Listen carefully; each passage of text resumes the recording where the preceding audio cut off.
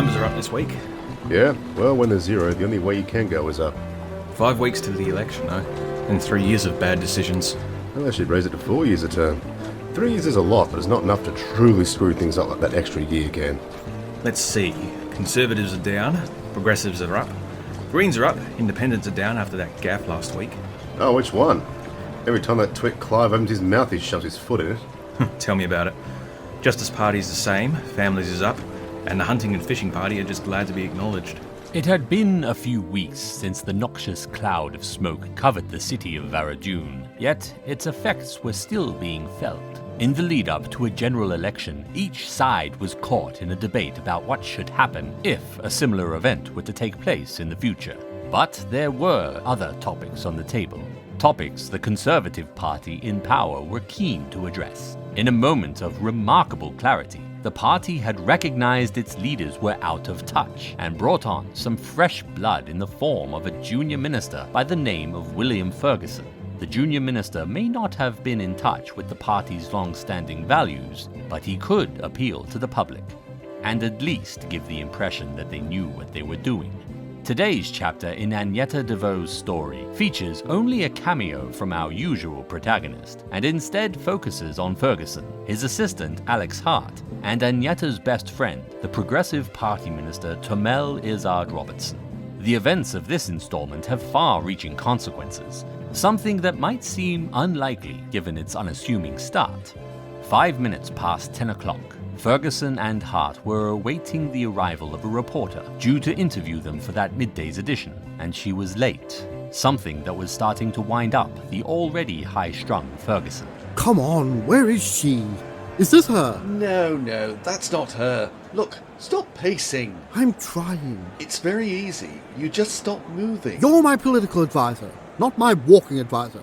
Okay, that's got to be her. Yes, it is. Miss Craig, it's good to see you again. I could say the same. I've been eagerly awaiting your arrival, Miss Craig. Just not too eagerly. Have you? I hope not. Desperation is so unappealing. Is there somewhere we could go to have this interview? The clock is a-ticking. Yes, of course. Right this way. We have a conference room cleared. Hart awkwardly placed his hands on the smalls of Ferguson and the reporters' backs, ushering them towards the conference room before he felt a tug on the sleeve of his coat. He turned to see Joanna Scottson, the party's press officer. Hart had never thought much of her. Alex, I was wondering if you've had a chance to read this morning's newspapers. What? No, I haven't, and I don't plan to. I didn't think so, because the pile I usually put aside for you hadn't been touched. Right. Well, there you go then. I was wondering if you were wanting to read them now, as I think they might be a bit important. Joanna, I'm about to have a meeting with a reporter. An important reporter for the midday edition. Right? Oh, so that was a reporter. Thought I recognised her. She's a bit thin-looking. It can't be healthy. Joanna. Yes? Shut up. Go away. I need to go help Will with this reporter, all right? Now, of course, in these changing times, people are largely a lot more open to things that, even 3 years ago, they weren't even on the table to discuss. Aha, yes. Changing times. Ever moving on, hey? Parties change all the time. Laws and society changes. We need to keep up and appeal to people's core beliefs. Lower taxes, safer and more fair working conditions. Lower taxes for all or just your friends in their ivory towers? Everyone is getting a fair go. It's certainly more than others might be offering. Not to name names. No, none of that. But we could name names, if you wanted us to. Well, I can do that myself, because your party has in recent years been revealed to have some pretty troubling... That was an event that was really unfortunate. And it's not the party we want to be part of. And what event was that? Well, of course everyone knows. I was asking Mr. Ferguson. That was the the Grantham Grantham incident last year, with the elves. Definitely not on that kind of behaviour. And these last 2 years, we've been completely candid. Well, as candid as we can be. To remove ourselves from those people. To move our country forward and forge a new identity. How about the accusations some have made that you're being more than a little imnacious of the Tony Ivans party? Imnacious? What does that mean? Prone to imitation? Well, that's the first time I've heard of that. Well, Imnatius. if it's right. Wrong to be Imnatius. Imnatius? Yes, Imnatius. Well, it's basic human decency. And elf decency. And if that's just Imnatius, then, be a decent person.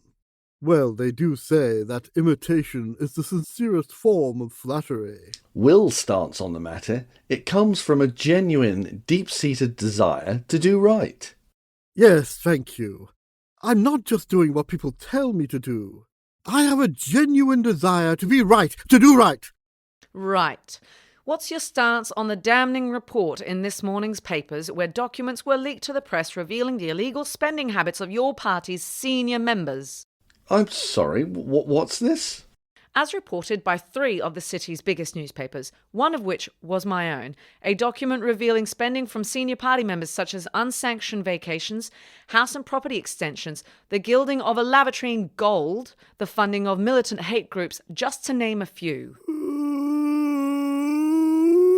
Sorry, is he whining? While the article had gone unnoticed up until now by its subjects, the opposition in their offices down the street had noticed, and that party's spin doctor, Michael Front, had called a meeting. Everyone listen up. The goose has laid the golden egg, and it's landed right on our plate.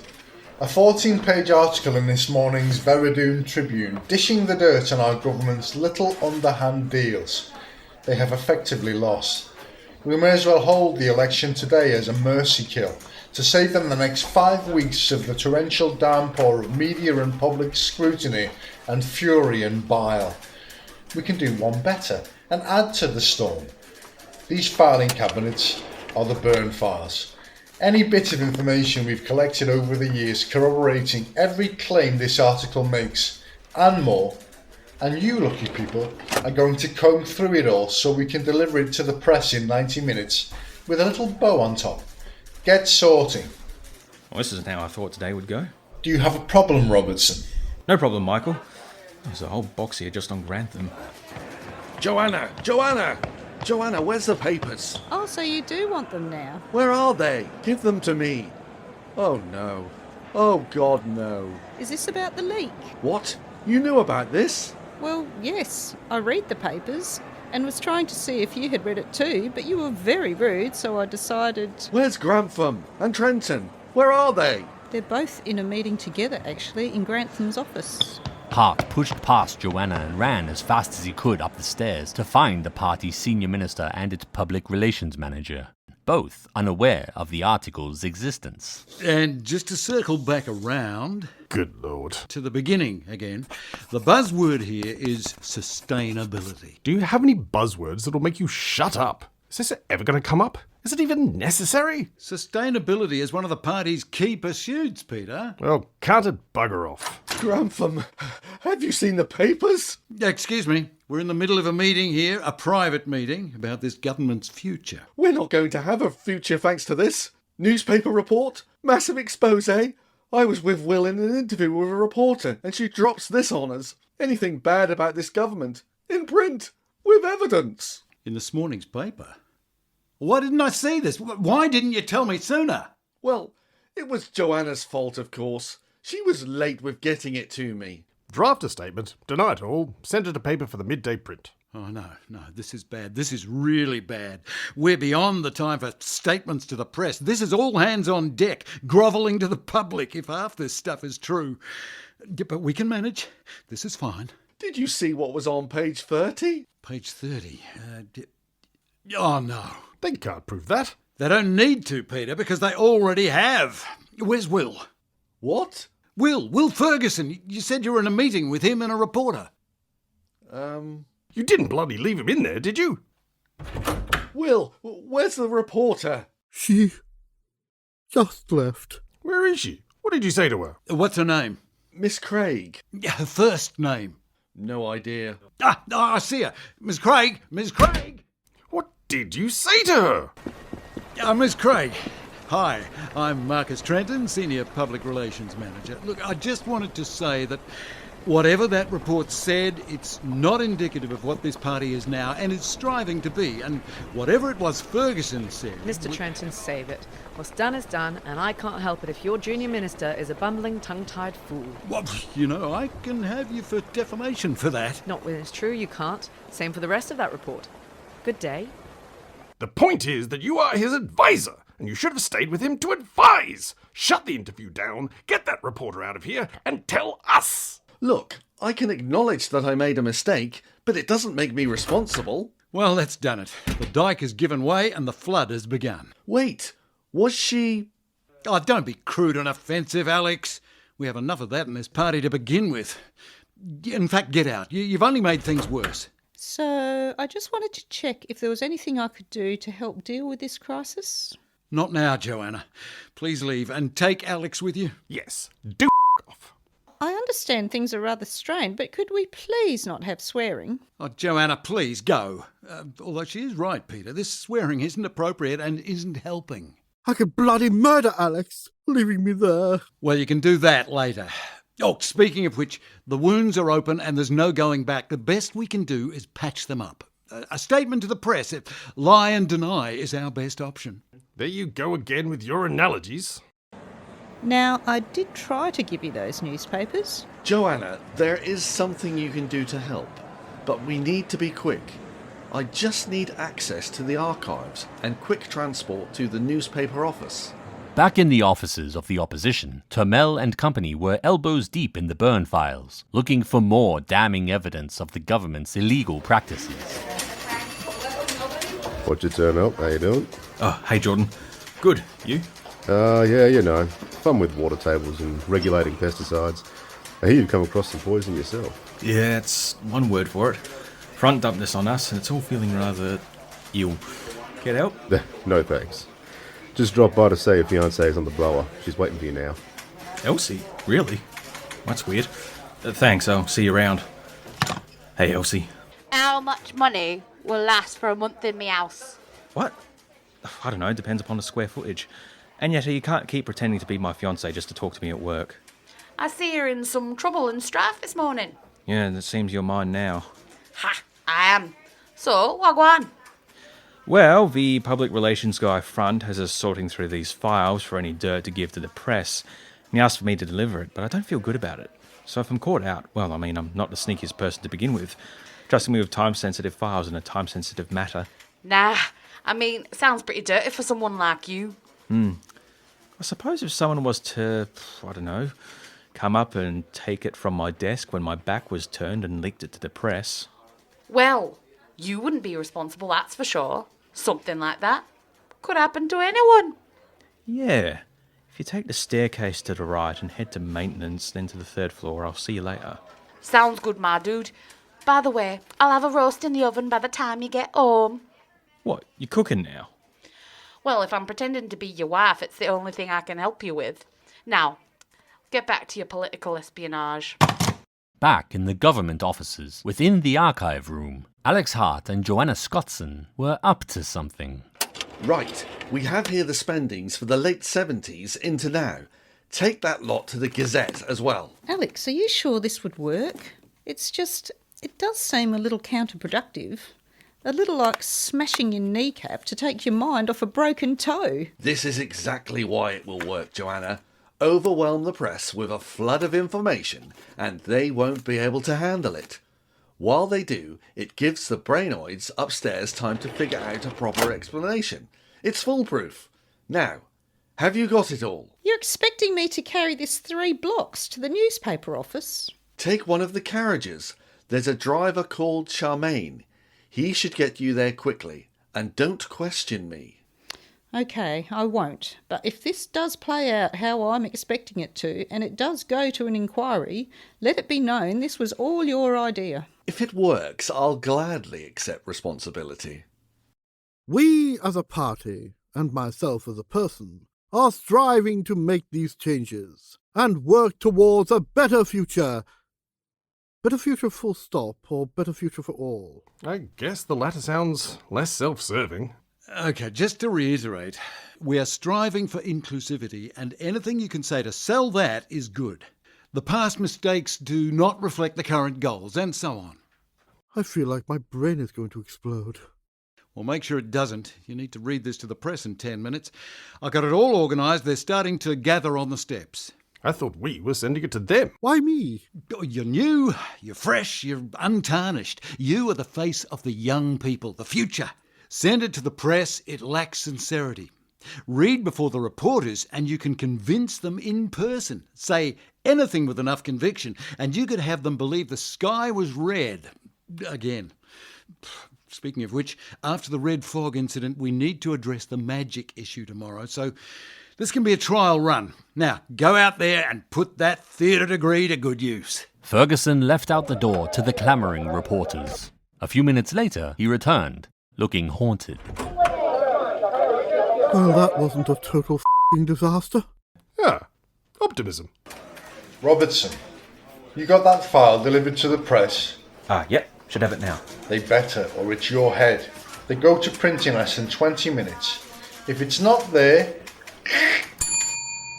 Hi, I've got a delivery for the editor.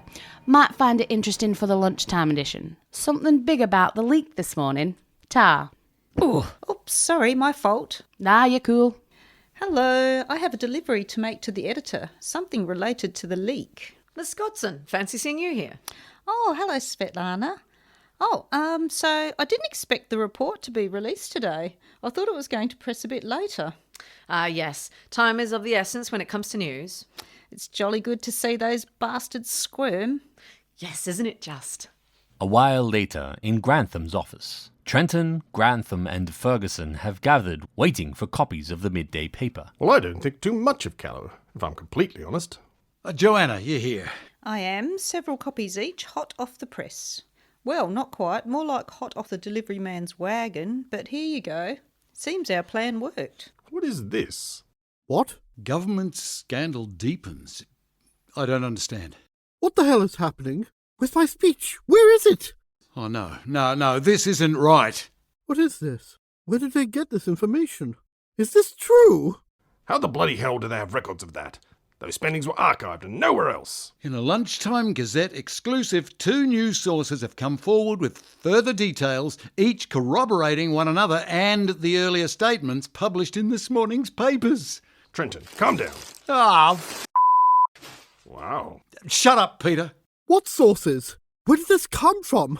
Grantham, you knew about this. Joanna, what do you mean by our plan working? What plan? Whatever it wasn't bloody well one of ours. No, this was Alex's plan. Well, Alex and mine. Well, mostly Alex's. I just followed what he said. I did just say our plan because in the end I did do about 50% of it. Well, maybe closer to 60. What bloody plan? Hello everyone. Oh, here he is. Man of the bloody hour. What is it? If we could just take a deep breath and communicate. Alex, what's this plan that Joanna keeps talking about? So I, had a plan. Information overload. Sure, there was a lot of stuff reported this morning, and a lot of it was wrong and harmful. We could go about correcting it, but I thought we could give them more than they could handle. They couldn't possibly deal with it all, and it might not have gone exactly how I'd hoped. I'm sorry, I'm trying to make sense of this. You tried to counter the leaks by leaking more? Oh, outstanding. Completely. I'm trying really hard to stay calm and think. I had to do public speaking, and you went and stabbed me in the back! Ferguson, put the letter opener down. Will, what are you going to do? Stab me? Ah! You stabbed me! Ah! I can't believe you've done this. Can we get a medic in here? Will has just stabbed Alex. I can see the headline for this evening's edition. Junior Minister stabs advisor. Fantastic. Today has been a 3-act play. And you, all of you wonderful people, the stagehands behind the scenes, making sure all the actors are ready for their parts. Give yourselves a pat on the back and get ready to knuckle down. We have an election in less than 5 weeks, and all we need to do is assure the government doesn't have a chance of getting back on their feet.